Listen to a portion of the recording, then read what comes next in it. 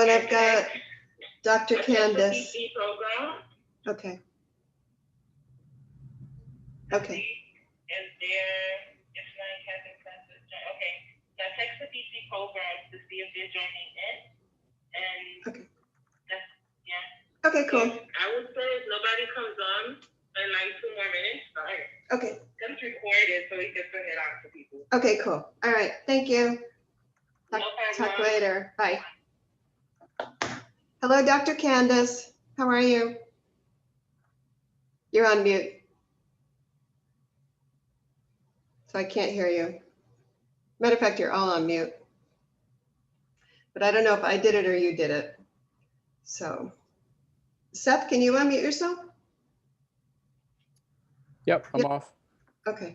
All right. I just wondered if it worked. Okay. So we might as well just start, and then this is being recorded anyway, so it'll go on the Interoffice Facebook page. Magende, who's the front desk person in Aventura, asked me to do condo financing. So I told her I'd be more than happy to. And you know, there's a conflict because Lee's also doing coaching at this time.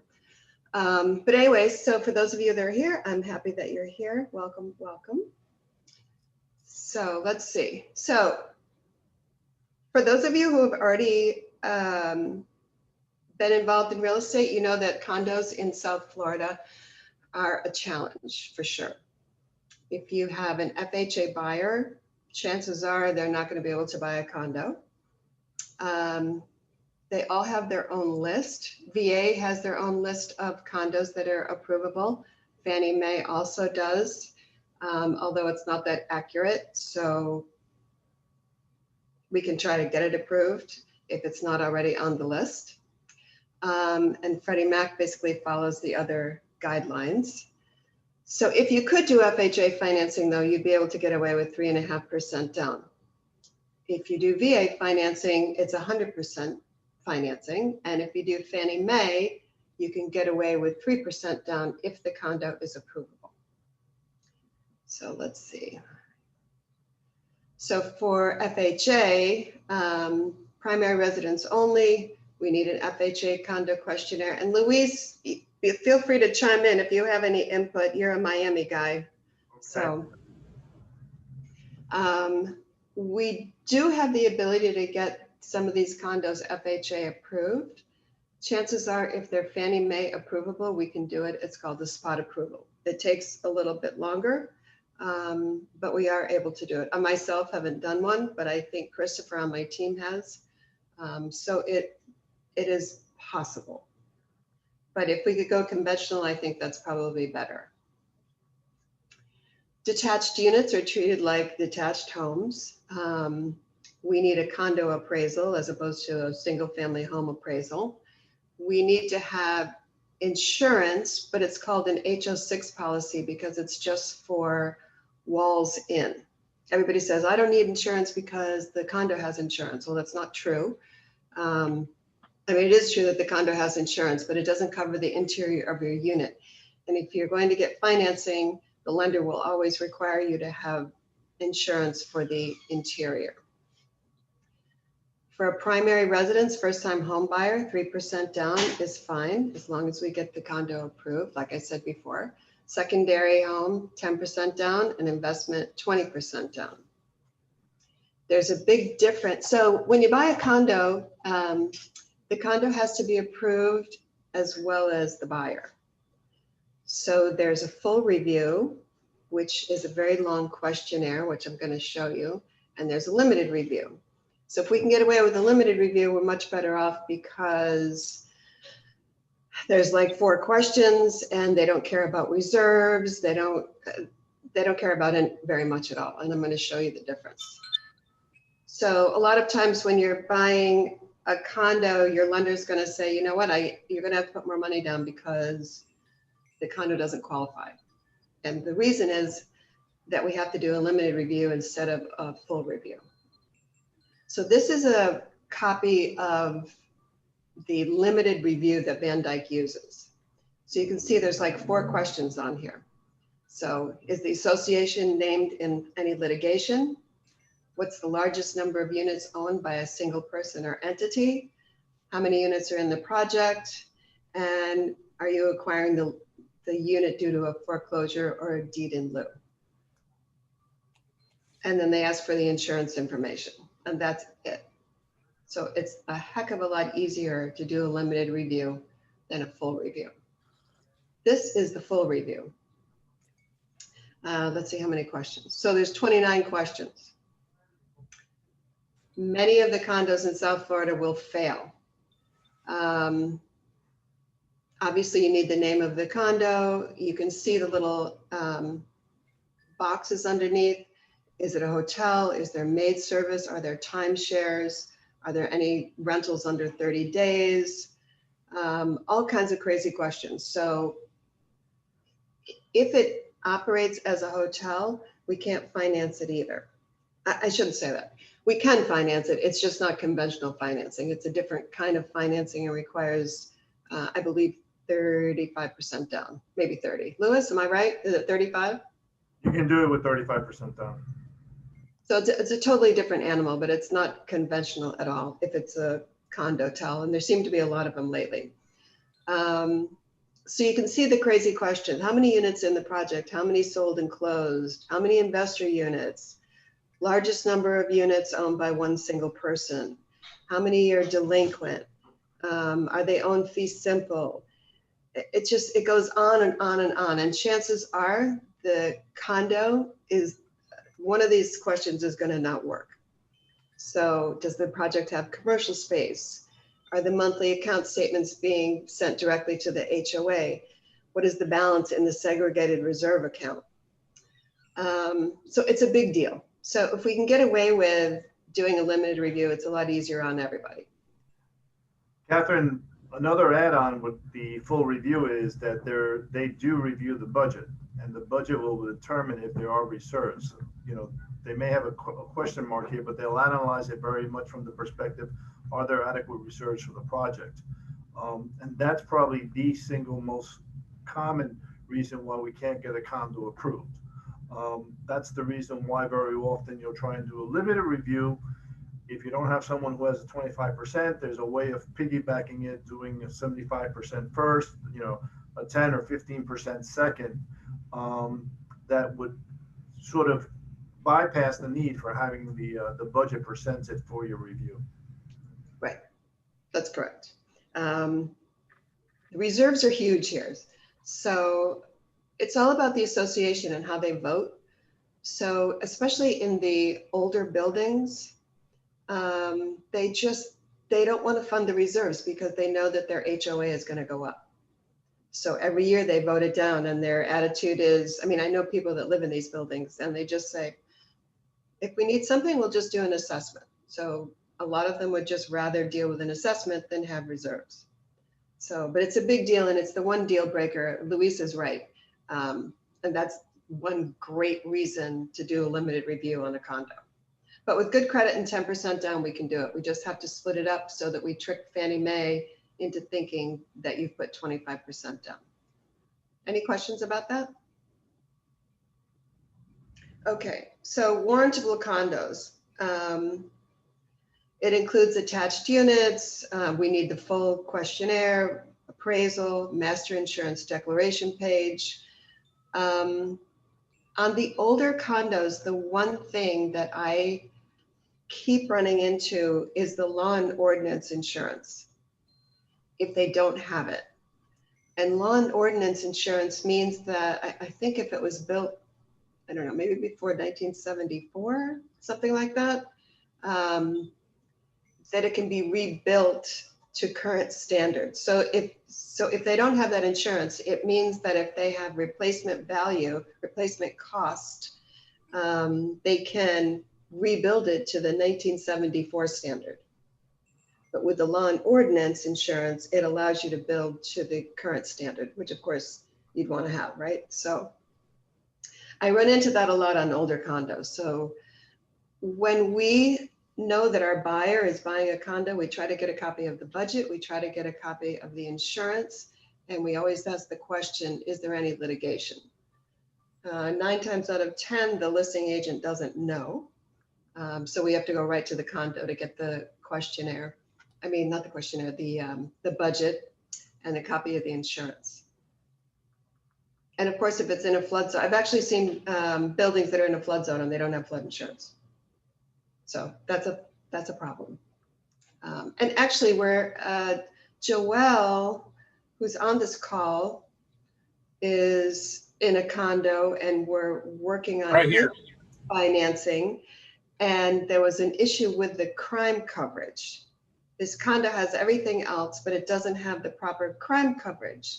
So which I actually never even thought about before.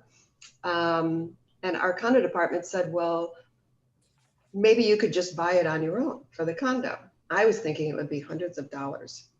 So we looked into it. What did it end up? It's like $41, right? He's on I mute. think it's $48 at the most to get that crime coverage completed. So it's $48. So he can pay for it for the whole building for $48. So why as an association wouldn't you have it? Who knows? But it's one of those things that you have to have.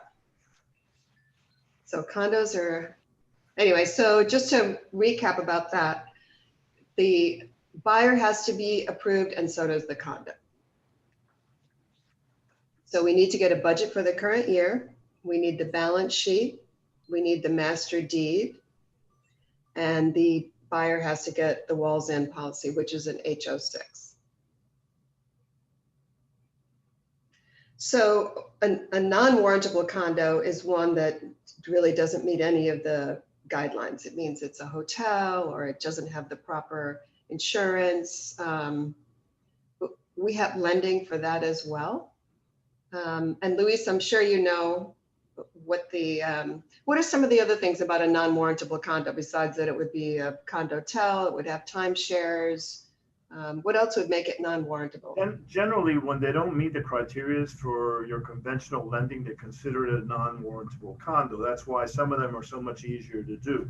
Condo hotels, although non-warrantable, they're an animal in and of their own. There are very few lenders who will do them.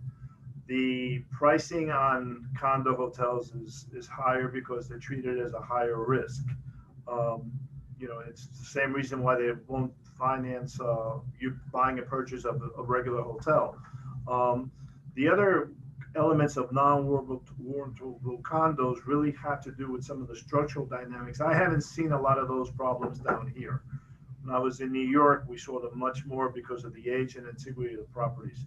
But here, the real dynamic is it's a generic term for anything that doesn't fall under a conventional condo. So one of the things that I learned, and you can confirm or deny this, but we have a lender that'll do non-warrantable condos and condotels. And she told me that to do a condotel, they have to have a stove. So I thought that was weird, like of all the things that they need to have. Have you found that to be true as well? When they did a lot of the conversions along the corridor up in what's Sunny Isles now, it wasn't Sunny Isles years ago, a lot of those small hotels didn't have cooking facilities. So they were really just a hotel room, but to consider it a condo, it has to have both a bathroom and a sort of a quasi kitchen facility. So there has to be a stove and the ability to put a refrigerator in. I know it's such a weird thing when you think about it, but I never thought about the stove, but you learn something every day in this business. So there's a condotel on Fort Lauderdale Beach. I think it's called the Conrad. That might be the one. Anyway, I don't think they have stoves, so we can't finance there if that's the one. But anyway. One of the things they've done with some of the more modern projects that want to have the integration of both condos and condo hotels, if you will, is they have a separate entrance. So a prime example for those of you who know in the Brickell area, the Epic. The Epic has a section that's the hotel. And it's really the same building. It's just different stories that are targeted, or different floors that are targeted just for specific elevators. And then they have an entrance for the residents. So that separation permits it to not be considered on the residential half as part of the condo hotel. But it's basically the same building. Can we lend there? We can lend in the residential part.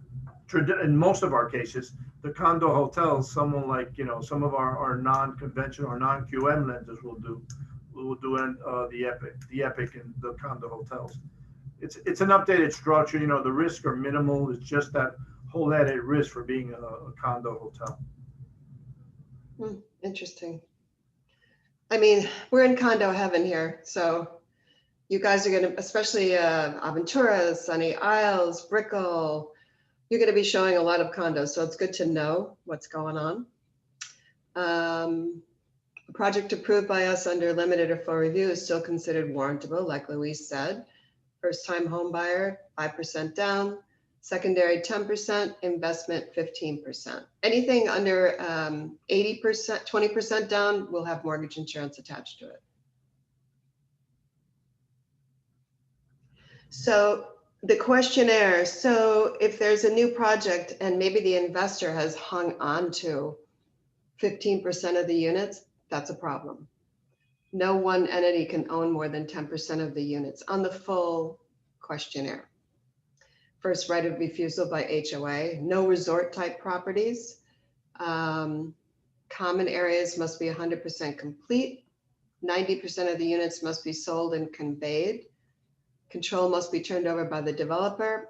And we do allow for certain types of litigation. It's case by case. But generally, when you hear litigation, you're like, oh no, don't tell me there's litigation. But some of it is okay. So we just have to investigate what it is. Rec leases. This slide says that it can be done as a limited review, and that's not really correct. We cannot lend on any property that has a rec lease. So, and what a rec lease is, it means that the association doesn't own some part of the amenity, like maybe a clubhouse or maybe even a pool. They basically lease it. So it's a no-go for financing. It kills a lot of deals, especially in the over 55 communities. Like, what is it, Century Village. Century Village, yeah, they have it, and we can't do it. So you have to go to a different kind of a lender. But Fannie Mae, Freddie Mac, it's a no-go. The reason for that really is that the recreational facilities are on leased property. So you're buying an inherent package, not only the walls, but the amenities of the property. If the owner of that lease decides when the lease expires not to renew the lease and build a high rise or an amusement park, whatever it is, they have lost the inherent value of the amenities that were on that property. So that's why they won't finance areas that have recreational lease. So I came across this a couple of months ago. Somebody wanted to buy in a community, and the road in the community was on leased land. So we couldn't do it. But what a crazy thing. The road is on leased land. I mean, what is that about? Anyway, so not more than 15% of the units can be delinquent in their HOA dues. 51% must be owner occupied if the transaction's an investment property. If it's owner occupied or second home, the investment concentration doesn't matter. So honestly, you don't really need to remember any of this, and I'll send you the PowerPoint if you would like. Just send me your email. But we have a condo at Van Dyke. We have a condo department, and that's all they do all day is review condo docs. So if you just give them to us, we'll just send them in. And like, if you send me the budget, if you have a buyer that's out there looking for a condo and you want to know about the budget, just send me a copy of the budget. That's usually easy to get, and I'll send it to the condo department. They'll review it and let us know if it's a yay or a nay. So it's a nice little service that we provide. Yeah, and keep in mind, we're also qualifying the property in the HOA besides you. So the master policy must cover 100% of replacement cost. Obviously, we need flood insurance, but you would be surprised at the amount of condos in a flood zone that don't have it. The liability insurance must be $1 million. Fidelity bond. Borrowers definitely need the HO6 policy. And the law and ordinance coverage, which I was talking about, required on projects over 40 years old. That's the one that makes it okay to rebuild to today's standards. If we don't have that, we're done. And if you go to the HOA, like I have many times, and ask, could you guys please add the lawn ordinance insurance so that we can do financing in your building? And they say, nope, we voted it down and we're not going to pay for it. So, and I have asked the question, well, how do people buy there? Cash is the answer. So some of these older condos just don't want to play ball. They don't care. If you don't have cash, they don't care. So condos, the interest rates are usually a little bit higher, not much higher, but a little bit higher. There are extra closing costs because of the condo review, but it's only like $300. But then we have to order the docs from the condo and they may have a fee for that. They usually have a fee for that. So, and you might have to do a capital contribution just into the HOA just to get in there. So it is a little bit more expensive, but not too bad. And by the way, I mean, if condos are there's so many condos here. If that's what you're looking for, it's just part of the package. So, and Seth, I know you're on a board of a condo, or your wife is, so I know you guys review this stuff all the time, right? Unfortunately, yeah. Like, like when Louise was talking about the reserves, I know that was a hiccup for us when we were trying to get ours. Yeah. It has to be 10%, I think, of the annual budget. Yep. And when we bought it was at like 9%. So that kicked us into a different category and we had to put more money down, I believe. So. Yeah. So do you have reserves now? We do, but we're also going through a special assessment. So that's always fun. Oh, God. I hope it's not too much. It's, it's a chunk of money, but unfortunately, I mean, it should be built into, the annual budget if they're organized enough, but. It's the purpose of reserves. Right, exactly. And avoid that, yeah. Yeah, definitely need reserves. Well, and that's partly why my wife wanted to get on the condo board, just to keep better tabs on what's going on. We think the management wasn't as good as it otherwise could have been. So. Yeah, it's smart. It's a good move on her part, on both of your parts, really. So if you're taking a listing, this is so crazy to me, but listing agents usually are clueless about the condo. They don't normally ask for the budget. They don't normally ask for the insurance, and they don't normally ask if there's any litigation. They just want to take the listing. So you guys are smart Keller Williams agents, and you get lots and lots of training. So you know that if you're going to take a listing on a condo, that you should at least try to get a copy of the budget. Find out from the seller if there's any stuff going on that might impact the sale.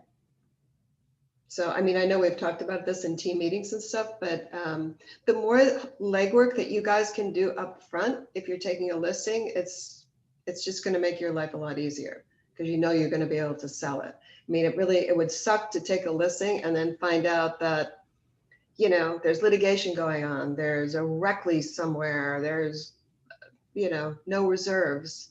So your buyer's pool is definitely limited. So just be aware of this stuff if you do take a listing, and lean on your seller, because they're the ones that can access this. Typically without paying for it, they're in the building. So I know in our building, we could get a copy of anything we wanted. So anyway, so that's kind of basically what this was all about, the full review and the limited review. I don't know if you have any specific questions about it, but do you have was this helpful about the kind of reviews that we need? Yes, and yes, it was. Difference? Yeah. So something really cool that's happened lately is that we're getting appraisal waivers on a lot of our files. So for example, if we're doing a refinance and the buyer has good credit, I don't really know what the trigger is for the appraisal waiver. I don't know. Louis, do you know? No, I'm not. So it's some crazy algorithm, I'm sure. But typically, if the buyer has good credit or the borrower has good credit and maybe you have some reserves, I don't know if it has to do with how long you've owned the condo, but if we get an appraisal waiver, it means that Fannie Mae and Freddie Mac have accepted the value that we've put in. So if that's the case, and if we have that 25% equity, then we can do a limited review. So it's a beautiful thing. Catherine, one of the things that they are doing, they have integrated a bit more sophisticated automated valuation method in the tools that they're using for desktop underwriting and for LP underwriting. So I think that part of the reason why they're giving waivers on appraisals is because as it does this analysis of risk, the AVM values that are coming up on that analysis seem to say that there's less of a risk. So thinking that the value that we're looking for in comparison to the loan to value is probably there. I don't know if there are other features. I know that they have integrated AVMs directly into the platforms for automated underwriting nowadays. Cool. It works. It's happening a lot of the time. So it's a beautiful thing, and it saves the buyer money too. They don't have to pay for an appraisal. So that's basically it about the condos that we wanted to portray to you guys today. So I don't know if you have any other questions or if you just want to talk about lending in general. You know that the loan amounts have gone up for both FHA and conventional, so that's a good thing. What else has happened? I don't know, the rates are still crazy low, so a lot of people are refinancing. Great time to purchase. The buyers have a tremendous amount of buying power now because the rates are so low. I mean, last year at this time, if the 30-year fix was 4%, it's 3% this year, or 2.875, depending. 15-year, 2.3, 2.2. It's insanely low. So that's kind of that. I don't think that there's another, there's not another slide about this, but any questions? I know there's 12 people on the call, but I can only see 5, so I don't know who else is here. Who else is here? You guys are all hiding on me.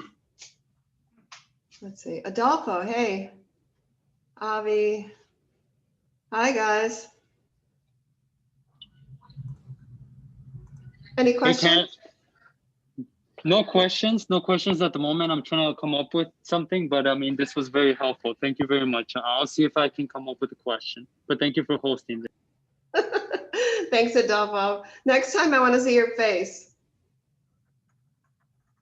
and your new blonde hair. So anyway, so if we don't have any questions, I guess that's it, guys. Hey, there you are. Hi. Sorry, I was cooking my salad here. Sorry, guys. So Adolfo used to be in our Aventura office and he moved to Fort Lauderdale, right? Yes, that is correct. Yes. Yeah. So how's it going? It's going good. It's going really good. Just kind of getting through the first year of real estate. Definitely looking forward to closing. All my closings as far as condos have been cash at the moment, but definitely looking forward to getting more into that condo field. That's why I hopped on here, but everything is going great. We're just kind of, I feel like maybe slowing down a little bit on leads and stuff like that, but I can't complain. I'm excited. We got the holidays coming up, but still cranking along. Good. Definitely miss the Aventura. So for those of you who have not had the pleasure of meeting Adolfo, he's a brand spanking new agent, maybe just a year, right? And he's rocking it. So he joined a team in Aventura and then moved to Fort Lauderdale and joined another team that was a better fit for him. And he's just rocking the world. So good for you. Great job. So. I appreciate you. Thank you for the shout out, Kat. And once again, thank you for your time. It's greatly appreciated. Of course, of course. So that's it, guys, unless you have any questions. Anybody? Nope. Okay. No questions. No questions. Thank you. At all. Thank you, Catherine. Thank you, thank you. So have a happy holiday, everybody, and think about what you want to learn in the new year, and I'll be happy to put something together for you. Okay? Thank you. Happy All right. holidays. All Happy right. holidays. Bye, guys. Bye-bye. Thank you. Bye. Bye. Thank you. Happy holidays. Happy holidays, everybody. Thank you for your email updates too, Catherine. Oh, you're welcome. My pleasure. Yeah, My- and enjoy your holidays. All right. Thank you. You too. We'll see you in the new year. Okay. Thanks. Bye. Bye-bye. Bye, Catherine.